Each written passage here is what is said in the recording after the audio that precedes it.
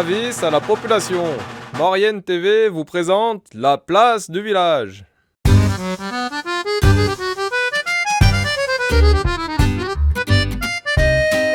Madame, monsieur, bonjour, bienvenue dans cette émission de la place du village. Nous avons pris la direction d'une vallée magnifique, la vallée des Arves. Nous sommes en Savoie, nous sommes en Maurienne, dans un petit village qui s'appelle Saint-Jean-d'Arves, à côté de Saint-Sorlin-d'Arves, avec la vue sur les aiguilles d'Arves. À mes côtés, Madame le maire. Bonjour, Madame le maire. Bonjour et bienvenue à Saint-Jean-d'Arves. Je suis très heureuse de vous accueillir après un certain nombre d'années, parce que je crois qu'on s'était déjà rencontrés. On s'est croisés il y a 30 ans et on va parler justement du changement du village de Saint-Jean-d'Arves.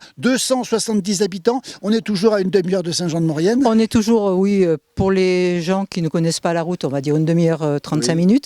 Nous, on va me dire 20 minutes, parce qu'on la connaît trop. Plus vite. Voilà, exactement. Voilà, oui, Saint-Jean-d'Arves a beaucoup changé depuis 1994, où j'étais à l'époque adjointe au maire. Et j'ai été élue en 95 et j'ai eu la chance d'avoir, grâce à l'ancien maire, monsieur Lucien Sibué, qui avait fait des expropriations, 7 hectares de terrain qu'il avait expropriés. Et à l'époque, tout ce qui était développement touristique, construction et tout, c'était un petit peu dans la fosse, ça ne marchait pas trop. Et quand moi j'ai été élue, c'est reparti. Pas grâce à moi, mais enfin c'est reparti, la conjoncture voulait que. Et donc j'ai pu vendre des terrains et donc Saint-Jean-d'Arves a commencé à se développer dans les années 2000. Et aujourd'hui, 5000 lits touristiques, on le rappelle, une station de ski, une des 6 belles stations de ski, les 6 belles, on le rappelle. Hein. On va rappeler les noms quand même des stations des 6 belles. Il y a Saint-Jean-d'Arves, Saint-Sorlin-d'Arves. Saint-Sorlin-d'Arves, le Corbier, la Toussuire, les Bautières et Saint-Colomban-des-Villars. Et Saint-Colomban-des-Villars, vous êtes une porte d'entrée de ce magnifique domaine, le 4e domaine de France, c'est ça? Exactement, exactement. Et c'est quelque chose pour laquelle on tient vraiment au cœur. On a mis du temps parce que ça a été fait en 2023 grâce à Gaston Molin, qu'il ne faut pas oublier. On va avoir une pensée pour Gaston Molin, évidemment, qui a créé cette station il y a 20 et quelques années. Qui a repris la station, qui a racheté la station, mais qui a surtout créé les 6 belles. C'était un petit peu, quand moi je suis arrivée aux Arves, c'était un petit peu, on va dire, l'Arlésienne, comme chez nous dans le Midi. On en parlait, on ne la voyait jamais. Et lui a conclu la chose, et donc on est devenus les 6 belles. Et depuis 20 ans maintenant, on commence seulement à en avoir quand même les retours. C'est assez long. Oui. Alors on le dit, un village authentique, avec des hameaux partout, avec plein de kilomètres de route municipale.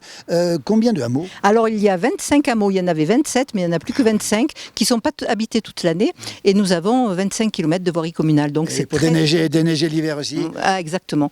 Et les aiguilles d'Arves sont sur ma commune. Non, alors attention, pas de guéguerre, les aiguilles d'Arves, les 3 aiguilles d'Arves légendaires sont sur Saint-Jean-d'Arves, on va le rappeler encore une fois. 7 agriculteurs à temps plein, avec du Beaufort et le meilleur fromage de France, dit-on, le Prince des Gruyères. Ah oui, tout à fait. Nous avons encore 7 agriculteurs qui donc produisent le lait qui est amené à la fromagerie des Arves, qui se situe à quelques kilomètres donc sur la commune de Saint-Sorlin-d'Arves. Malheureusement, eux n'ont plus d'agriculteurs, mais ce sont les agriculteurs de Saint-Jean-d'Arves et des Albiers qui fournissent le lait à la coopérative.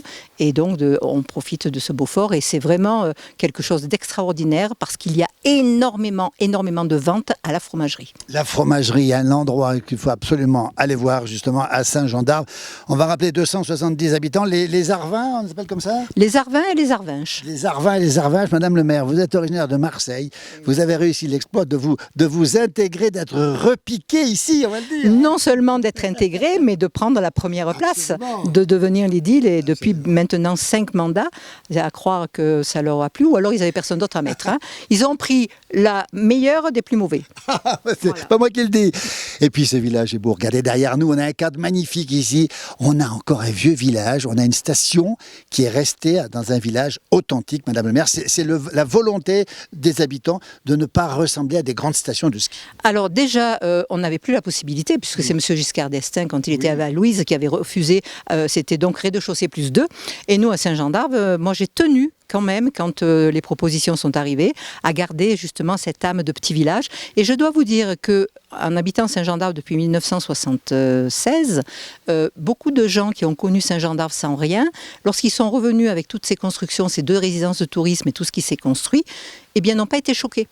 Ils se sont retrouvés dans un petit village tout à fait ancien, agréable, et donc on en est fiers de ça, parce qu'on n'a pas dénaturé notre commune. On vous comprend, l'endroit est magnifique, c'est un véritable véritable bonheur en ce 24 juillet 2024. Tiens, ça rime, de venir ici. Il y a plein de balades à faire. L'hiver, c'est l'immense domaine skiable. Et puis, il y a plein de balades à faire ici. Ah oui, là, les gens, contrairement aux stations voisines du Corbier et de la Toussuire, les gens de notre côté peuvent aller très loin, puisqu'ils peuvent aller jusqu'au pied des Aiguilles. Ils peuvent basculer sur Loisan de l'autre côté, puisque avec le col des Prés Nouveaux. Ils peuvent aller au col d'Acroix de Fer, basculer de l'autre côté. On a vraiment, pour les gens qui aiment marcher, pour les gens qui aiment faire du vélo aussi, puisqu'on est quand même une terre de vélo aussi, malgré que ça... Le col de la Croix de Fer, le col du Glandon, juste à côté d'ici. Exactement. Et c'est vraiment des endroits qui sont très... Et puis on se rend compte de plus en plus qu'en été, on a de plus en plus de monde, de plus en plus de vélos. Et les gens cherchent le calme, la tranquillité. Et puis bon, on a chaud la journée. Mais pas trop, effraie la nuit. Effraie la nuit. Et les gens peuvent dormir. 1500 mètres d'altitude, Saint-Jean-d'Arves, c'est la nature complète. Nous, on est vraiment sous le charme de ce village absolument magnifique. On va le rappeler encore une fois. On va poursuivre la découverte de Saint-Jean-d'Arves avec quelques figures du village, parce qu'il y a la beauté du paysage, mais il y a la beauté des habitants. Et puis les habitants, c'est des vrais montagnards ici. Ah oui, c'est le montagnard pur et dur. Oui. D'ailleurs, je me pose toujours la question en me disant comment ils ont fait pour m'accepter. Parce que, vous êtes de Marseille, on va le rappeler. De Marseillaise, et puis vous voyez, je parle beaucoup. Eh bien, écoutez, on aime bien ça aussi. On va remercier derrière la caméra, c'est Gilbert Court de Maurienne TV, bien sûr, et puis Alain Mollo avec nous.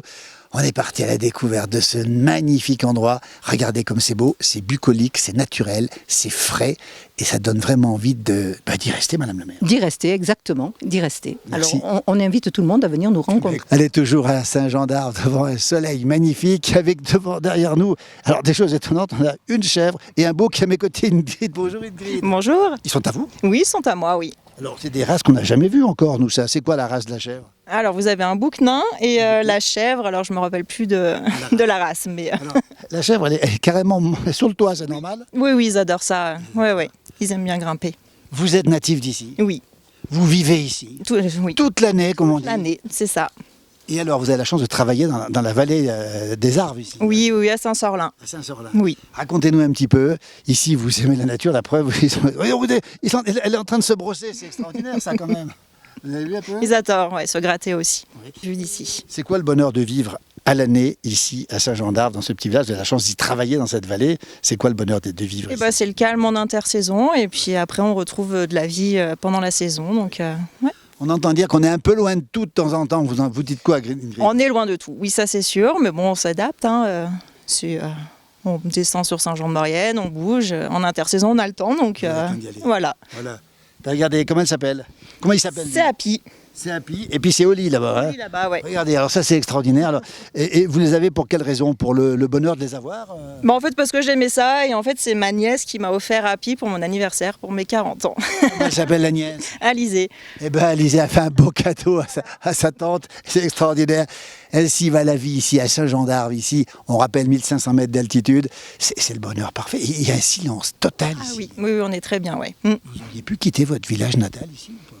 Oui, j'aurais pu, mais bon, on est bien. Donc, Vous espérez y rester? Oh, je pense, oui. Oui. S'occuper de Happy et de Oli. Merci infiniment, merci beaucoup. Vous allez travailler bientôt. Travailler, c'est ça. Merci. Merci. Au revoir. Merci.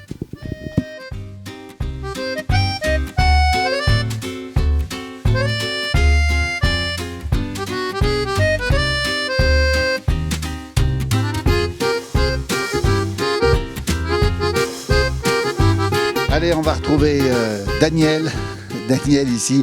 Ah, 1000 pulls parce qu'il fait un peu frais. On est à 1600 mètres. Bonjour Daniel. Bonjour. On est à 1600 mètres d'altitude ici. Ah oui, là. Au Mollard. 1620, au Mollard. Une des plus hautes fermes de la région. Oh, quelque chose près, oui. Oui. Alors vous avez la passion de l'agriculture et puis vous travaillez aux remontées mécaniques aussi. Oui, c'est ça. Oui. Daniel, ici, vous avez toujours vécu ici dans cette ferme. Oui, ici, toujours là. On est né ici, grandi ici et on a eu depuis tout petit la passion des bêtes. Saint-Jean-d'Arves, et vous avez gardé des bêtes, combien de bêtes aujourd'hui? Une douzaine aujourd'hui, oui. Des genisses Il y a de tout, il y a des petits veaux, les génisses et puis les laitières. Oui.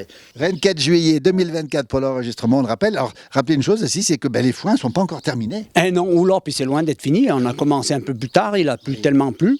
Il a fallu laisser tirer un peu les prés, quoi. Les prés étaient mouillés, on ne pouvait pas trop accéder, il faut laisser Et puis le foin sèche moins vite que l'an dernier. Bien sûr. Alors avec l'humidité Très au humide. sol, alors Bien sûr. on a pris un petit peu de retard, mais on y a toujours fait, on y fera encore. Ça se fera toujours. Et puis derrière, on a des balles rondes qui ont été faites. On a commencé là, ouais. Dis donc, il y a de la pente partout. On voit le tracteur ici, mais on est obligé de s'adapter à la pente. Ouais, là, il y a des endroits, on n'y va pas avec les engins. Je fais encore, moi, des barillons de foin.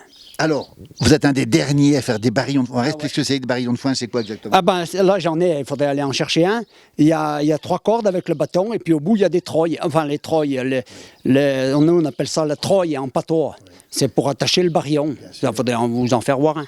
Et puis on en verra. Et puis alors, vous fauchez encore avec la faux, comme on dit, la daille, comme on dit. Alors, on dit la daille. La daille. La daille. Alors, il y a la daille, il y a le couillis. Oui. Le couillis, c'est la pierre qu'on La pierre aiguisée. qu'on aiguise. Et puis après, il y a les martelors. Les martelors, c'est l'enclume. Et Il faut c'est la taper. Là, il faut savoir la taper, parce que si vous n'avez pas la taper, elle ne coupera pas. Daniel, vous êtes un des derniers à faucher encore. Pas tout, hein. Je rappelle que c'est quand même. Non, on arrange les terminus, mais par là, des fois autour des maisons, par là. On a eu beaucoup fauché à l'époque, quand il y avait encore mon père, pour des résidences secondaires. Bien sûr. Mais maintenant, moi, j'ai plus le temps de m'amuser avec ça. Et vous aimez faucher encore à la faux. Ah ouais, là, il faut bien qu'elle coupe et il faut bien savoir faire. Ça, on y a appris jeune, on y a appris à l'âge de 10 ans. Et on y a appris jeune et puis c'est resté. Daniel, vous aimez les bêtes. Est-ce que c'est vrai qu'à 5 ans, vous montiez déjà en montagne très tôt? Ah oui, on a été berger à l'âge de 5 ans, mon frère avait 7 ans. Et, Allez, Daniel, à 5 ans, il n'y avait pas la clôture électrique comme il y a maintenant. avec votre frère de 7 ans, vous gardiez les bêtes? On gardait les bêtes en alpage. Ouais. Et les parents étaient où, les parents? Eh bien, ils étaient au foin. Ah oui. Ils étaient au foin et voilà, ils faisaient les foins. À l'époque, mon père avait un âne. Ah oui. Ils faisaient le foin avec un âne et voilà. Et puis ils allaient au foin tous les deux et nous on allait garder. À 5 ans, et on a le border collie. On descendait le soir les vaches pour qu'ils traisent ici et fabriquaient. Ils fabriquaient à l'époque. Écoutez, ça c'est incroyable. Daniel, à 5 ans, le border collie était évidemment... Il s'appelle comment, lui? Ah, c'est plouf. C'est Plouf, lui. Il est extraordinaire. Il était toujours avec vous. Il y a toujours le border collie, le chien de berger, c'est obligatoire. Oui, on a toujours eu un peu cette race-là, ouais. Ouais, ça évite des enjambées, hein. Bien sûr, ça nous des enjambées. Des enjambées, hein. Dis donc alors, les bêtes, c'est quoi comme race? Alors moi, je suis en abondance et puis quand je peux, des fois, si j'achète une petite tarine, je l'achète. Voilà. Je sais pas. Les tarines sont les C'est bien. tout en abondance. Les tarines sont les bienvenues en Maurienne, il n'y a pas de souci. On dit souvent que les valets, Non, si on a une petite femelle tarine, moi, que j'ai besoin, je la... c'est de la bête adaptée à la montagne. Ah oui, ça, ouais. Alors vous les prenez chez les gens tout jeunes, des petits veaux, et à des chenilles surtout. Quand moi, j'ai mes vélages à l'automne, Oui. j'ai des petits taureaux, Oui. je vais les engraisser. Oui, c'est ça. Au lait, mais au lait, hein. Au lait. Oui. Donc ils auront 2 mois et demi, ils vont arriver à 2 mois et demi, ils vont peser une moyenne de 110 kg de carcasse, 105, entre 100 et 110 kg. Ils vont partir pour l'abattoir, ils sont vendus sur Saint-Jean-de-Maurienne à un boucher, un très bon boucher qu'on a sur Saint-Jean-de-Maurienne. Et puis, quand ils sont partis, il faut de le renouveler parce que sinon, j'en fais quoi du lait, moi. C'est ça. Alors, je retrouve des petites femelles par là dans les exploitations, et puis je les élève. Bien sûr. Je les élève, et puis elles partent en montagne, et puis voilà, et puis c'est tout un cycle. Vous aimez les bêtes, Daniel? Ah, ça oui, j'ai toujours aimé ça, la passion des bêtes, ouais. Je les connais toutes par cœur, les noms, les noms des pères, des grands-pères, des arrière-grands-pères, les grands-mères, enfin c'est tout là, dans la tête. Dans la tête. Voilà. La passion des bêtes qui ne nous a jamais quittés. On rappelle que vous travaillez quand même aux remontées mécaniques. Vous êtes maintenant au service d'entretien des dameuses, c'est ça? Voilà, des dameuses d'hiver et puis aux pistes l'été. Pistes l'été. Voilà. Donc l'été, vous entretenez les pistes ici. Oui, sur le domaine de Saint-Sorlin-d'Arbre, là, ouais. Les Cybèles, au domaine de Saint-Sorlin-d'Arbre. Les Cybèles, c'est les Cybèles stations. On en parlera beaucoup parce que c'est un endroit magnifique. Et alors, vous préférez quelle saison, l'hiver ou l'été? Oh, moi, je préfère l'été, hein, quand l'herbe, elle pousse. C'est le meilleur, hein. Et puis quand on monte en montagne, c'est là qu'on est le mieux, hein. Le mieux, Là-haut. évidemment. Puis les bêtes aussi, hein. Bien sûr, Les bien bêtes, sûr. il y a grand, elles sont sur une grande superficie, elles font leur vie, elles viennent se faire traire. On donne à boire à nos petits veaux, et puis après elles repartent, le voyer repartir, elles font Et leur les vie. bêtes sont choyées, vous leur donnez, allez, nous on prend le pastis de temps en temps avec modération, mais elles, c'est de l'anisette, c'est ça? Ah ben oui, il y a des plantes, la danisette, là, ouais. Ça sent un goût, ça parfume la grange, et puis elles y aiment bien l'hiver. C'est long à faire sécher, mais elles y aiment bien l'hiver. Ah, ça c'est extraordinaire. Alors, On donne aux covaches à lait, hein, les jeunisses, ils en ont moins besoin. est-ce que ça donne du goût au lait, Daniel? Oh ouais, mais bon, ouais, moi j'en bois pas trop. J'en garde une petite goutte pour moi pour le déjeuner, mais sinon c'est tous les petits veaux, faudrait leur demander. Bien sûr. Mais écoutez, ouais. De l'anisette, alors c'est assez rare quand même. Elles adorent ça, vous dites. Ah ouais, elles adorent ça. Ah ouais, ouais. Là, au printemps, quand elles sont par là-dessous, les laitières avec les veaux, les genilles sont déjà partis à la montagnette. J'en fauche en bas sur le collet, à côté de chez moi, là-bas, parce que là, j'habite en bas au collet avec la famille. Oui. En fauche, on amène là à la crèche. Le matin quand on traite, on fauche puis on donne dans les crèches. Le matin quand on traite, le lait a un goût, puis il y a 2 litres de mieux. 2 litres de mieux. Ah ouais, sur les vaches, il y a 2 litres Allez, de mieux. le secret de la montagne, c'est l'anisette. Pour faire plus de lait, il y a un petit coup d'anis là-dedans. On a envie de le goûter, ce lait Tout d'Aniel. de suite, les vaches, elles ont le pied dur. Quand on arrive, on touche, malheur. Ah ouais. Daniel, vous avez toujours vécu ici, 1600 mètres d'altitude, la neige autrefois, il y avait énormément de neige. Et vous alliez à l'école Ah, on allait à l'école, on descendait droit là-dessous. L'école est juste au chef-lieu là-dessous.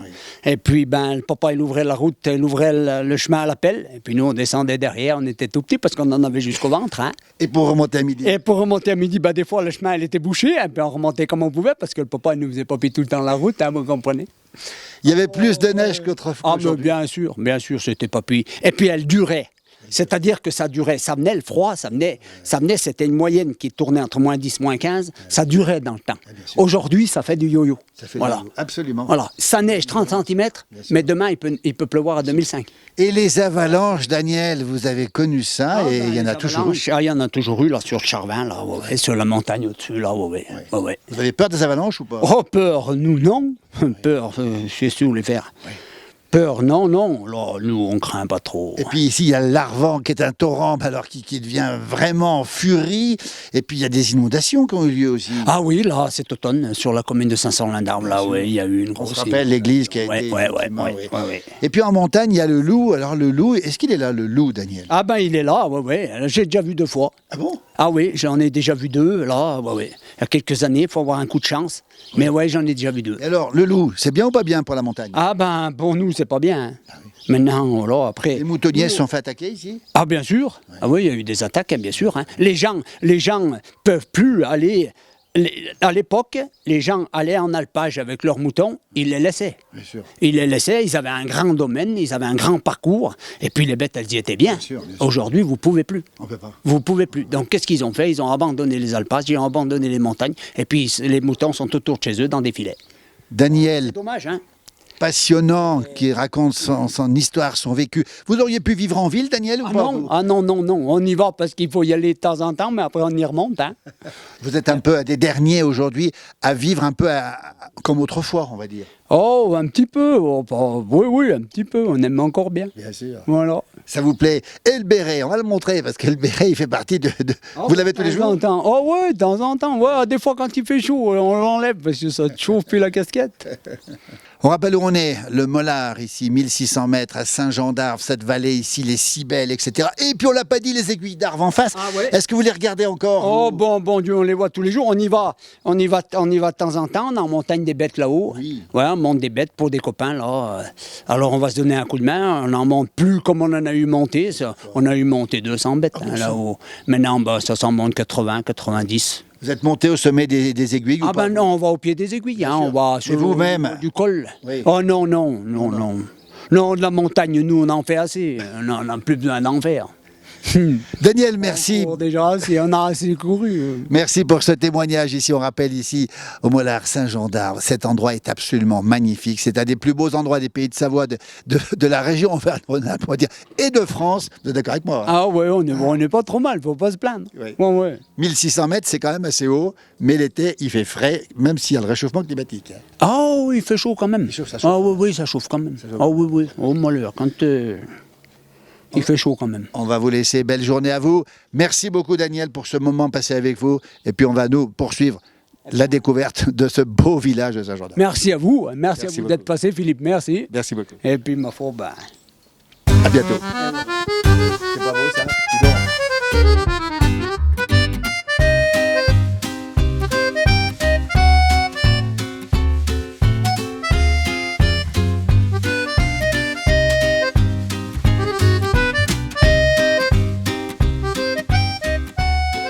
Allez, on se retrouve maintenant toujours à Saint-Jean-d'Arve, dans cette vallée des Arves magnifique. Les aiguilles sont pas loin. On est dans le petit village au bout de la route, encore une fois, de la Curiaz, avec Claude. Bonjour Claude, c'est comme ça qu'on dit? Oui, oui, c'est ça, mais on dit plan Gaspard, parce que c'est à 50 mètres près, il y a une frontière. C'est marqué derrière nous le plan Gaspard. Quelle altitude on est ici? 1500, 1550. Alors Claude, vous êtes né ici, tout gamin ici, vous étiez dans la ferme du papa et de la maman ici. Oui, et mon grand-père, oui, jusqu'à 12 ans. Ah oui. Après, mes parents ont ouvert le café au Chambon, au bord du coin, mais sinon, jusqu'à 12 ans, oui, j'ai vécu avec la ferme. C'était la ferme. Alors le petit Claude, quand il était gamin ici à 1500 mètres d'altitude, il y avait plus de neige, il y avait moins de monde, comment ça se passait? Ah non, mais c'est sûr qu'il y avait moins de monde. Mais bien avant, il y avait beaucoup plus de monde. Oui. Parce que c'est une vallée glaciaire, donc ça, c'est le ventre du glacier. C'était une des communes les plus importantes. Au niveau superficie, 7600 hectares, et au niveau alpage, etc., 3600. Donc c'était quand même immense, et en 1848, il y avait 2031 habitants. Attendez, en 1848, 2031 habitants ici, Oui. et à Saint-Jean-de-Maurienne, il y en avait combien? À peine 2000. Il y avait plus d'habitants à Saint-Jean-d'Arve qu'à Saint-Jean-de-Maurienne. Pratiquement, oui. Mais c'est extraordinaire ça. Oui, oui, non, mais c'est sûr, parce que Saint-Jean-d'Arve a une histoire pas possible. À gauche de l'église, là-haut, vous avez le château, il y avait un château des évêques. Le château des évêques, en 1326, on s'est révolté, il y avait trop d'impôts. Alors on leur a fait foutre le camp, quoi. C'est comme ça les montagnards. Et puis, et voilà, il y avait un château, et puis il y avait les foires, il y avait énormément de foires. Et c'était là aussi le centre un peu de la moyenne Maurienne, Saint-Saurin, Saint-Jean-d'Arve, Villers-Rambert, Foncouverte, Albier-Moron, et même Valoir, ils venaient aux foires ici. Ah oui. Pourquoi? Parce que c'était avant le rattachement, je parle avant le rattachement sur la France. S'ils ne les vendaient pas, ils passaient le col des Premiers Nouveaux pour aller vendre les vaches en France. Ah d'accord. Et ils revenaient donc avec de l'argent et aussi du sel et du seigle qui étaient moins chers. Mais ça c'est extraordinaire. Quelle belle histoire. Alors, on va rappeler que vous avez quasiment tout vu ici. Vous avez vu naître la station et vous avez été un des tout premiers moniteurs de ski, peut-être même le premier. Non, pas le premier, non, faut pas exagérer. Non, mais je faisais partie des moniteurs qui ont ouvert l'école de ski en 67. 1967. Ouais. Ouais. Et la première remontée mécanique? Alors, au Chambon, il y a M. Sibieu-Eugène qui a fait un fil neige en 53. En 53. En 53, et à la Chale, M. Mélan qui a suivi pas mal même, très bien, en 55, 6, 7, voilà. Ah, ça, quelle histoire incroyable, Saint-Jean-d'Arve. Vous avez vu, vous. Ah, autrefois, il y avait plein de bistrots ici dans le village en plus. Là, c'était le centre, c'était le Petit Paris en bas, dans le village, Petit Paris. au Chambon. Il y avait 7 bistrots. Comment ça? Il y avait 7 bistrots. 7 bistrots à danser, il y avait tout ce qu'il fallait, quoi. Pas, ouais. Ils venaient d'Albier, ils venaient de partout. Ouais. Tiens, on va au Chambon. Ah ouais, il y avait, et puis il y avait, mais en 1810, il y avait aussi un marché. Il venait de la Grave, à 1810, ce n'était pas ça, français encore. Il venait de la Grave au marché ici. Et il y avait plus de neige autrefois. Ah non, mais ça, c'est pas comparable. Moi, j'ai construit des téléskis et donc même quand j'étais ici, j'ai construit des téléskis. On allait en hélicoptère, on passait au-dessus. Et il y a de la neige au mois d'août dans toutes les combes. Ah oui. Et quand, Au mois d'août, ça restait la neige. Ah oui, bien sûr, à l'époque. Moi, je parle des années 70, début. Et une fois, on faisait un baptême d'hélicoptère avec l'Office du tourisme ici. Et ils allaient faire le plein à l'Alpe d'Huez. Je suis allé avec. Oui. C'était un désert. Un désert. Au mois d'août. Ça n'avait plus rien à Et voir. l'hiver, il y avait quelle épaisseur de neige ici, à 1500 mètres d'altitude à Saint-Jean-d'Arve ici? L'épaisseur, il ne faut pas en tenir compte parce que c'était en fonction des hivers aussi, quoi. Mais il y avait relativement de la neige tout l'hiver. Elle restait. Moi, j'allais à l'école, je partais d'ici, j'allais au Chambon, je remontais, redescendais à 1h et remontais le soir, mais toujours avec de la neige. Déjà de la neige. Et ils faisaient le chemin, les grands-parents faisaient le chemin, quoi. Claude Féjos, qui nous raconte l'histoire extraordinaire de Saint-Jean-d'Arve. Il a un petit musée, Claude. Vous avez récupéré, vous, plein de choses du papa, des grands-parents. Papa qui a été maire très longtemps, au moins 3-4 mandats ici. Oui. Et alors, vous avez récupéré plein de choses. Il y a des choses derrière nous. Regardez, il y a des paires de ski. Et ça, c'est vos paires de ski aussi? Non, moi, je n'ai pas utilisé ça. Mais c'est pour expliquer aux gens l'évolution du ski. Là, les pays nordiques, ils utilisaient ces skis-là, mais là, c'est du vrai phoque. C'est du vrai phoque. C'est du C'est la vraie peau de phoque. Maintenant, la peau de phoque, c'est autre chose. Mais là, c'est de la vraie. On va rentrer à l'intérieur et on va visiter ce petit musée. On est parti. Regardez un petit peu, il est exceptionnel. Allez, on se retrouve à l'intérieur du musée extraordinaire de Claude. Claude, ici, dans ce petit musée à vous, tout ce qui est ici, 100% des choses ont été fabriquées ici. Hein. Oui, 100%, à Saint-Jean-d'Arve. On va avancer un petit peu. Alors, on va découvrir dans un instant ces choses extraordinaires. On va s'arrêter et faire un petit focus déjà sur... Alors, c'est soit vos parents, soit vos grands-parents, soit les gens de Saint-Jean-d'Arve qui ont tout fait. Oui, on va montrer ici... Ça, c'est... De ce qu'il y a ici, c'est mes parents et grands-parents. C'est les parents. Alors ça c'est la baratte. Hein. Oui, exactement. Mais je tiens à souligner vite fait, Oui. entre le Chambon et le barrage de Belleville, Oui. il y avait 8 moulins, 5 scieries, une fonderie, que mon grand-père disait les cloches de On vache, va en parler. et jusqu'en 1872, ils enseignaient le latin encore. C'est incroyable. Eh oui. Et puis alors, c'était un peu comme au Népal ou en Himalaya, on faisait tout soi-même. Ben, ils faisaient tout, ils le faisaient, quoi. Faut s'imaginer qu'il n'y avait pas de route, donc... On voit des sabots là-bas, dis donc, avec des clous, des sabots cloutés qu'on voit ici. Les sabots, c'était tout Voilà, fait. on va les montrer. Il y, ces en avait, sabots. il y en avait plusieurs qui faisaient les sabots. Dis donc, les clous, c'était obligatoire sur la glace et la neige. Ah ben, c'était obligé, parce que sinon... Obligé. Alors on va cheminer justement avec Alain Molot et puis Gilles Bercourt. Dis donc, les cloches fabriquées par le grand-père. Il y avait une fonderie ici. Oui, il y en a au village aussi, je crois qu'il y en a un qui faisait. Ça, c'est mon grand-père qui le faisait en Trègue, là-bas, oui. Des cloches de vache, et il y a... On va la faire sonner, tiens. Il y a son nom avec sa marque de fabrique, c'est le S à l'envers. C'est extraordinaire. Les rouets ici, fabriqués aussi. C'est tout fabriqué ici. Tout fabriqué maison. Ouais. Regardez les cloches, les rouets qu'on voit ici, magnifiques ici.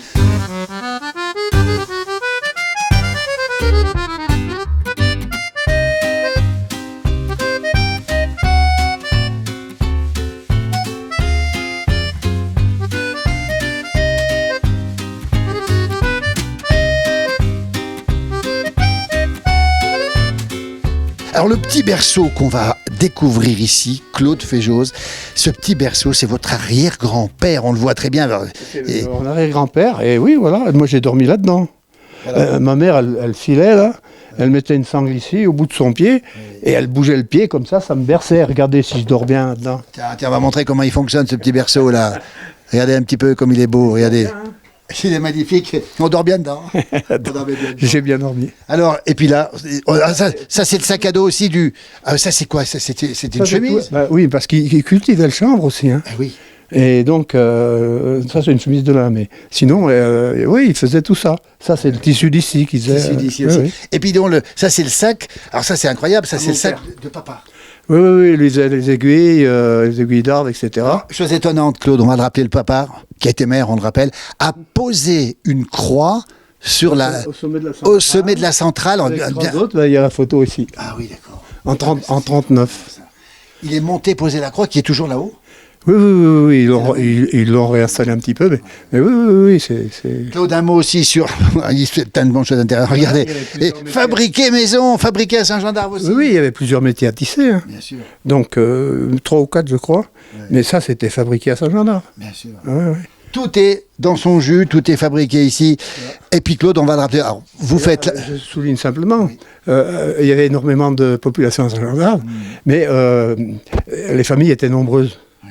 S'il y avait 3 enfants, 3 filles au départ, il fallait faire des garçons pour prendre la relève. Bien sûr. Et en plus, quand elles allaient se marier, il fallait donner un morceau de terrain. Bien sûr. Alors qu'il fallait aussi des garçons c'est ce qui explique les familles nombreuses. Et donc les enfants, à partir de 8 ans, ils partaient faire ramoneur un peu partout en France. Hein. Enfin bon, et ils revenaient soit avec des tissus, soit avec de l'argent. Le chef ramoneur en mettait un peu dans Il la met un peu de côté, lui, effectivement, oui. et donc ils revenaient avec ça et ça. Les fameuses les tenues. ça. Il le faisait ici, à Saint-Jean-d'Arve, avec la lampe à huile.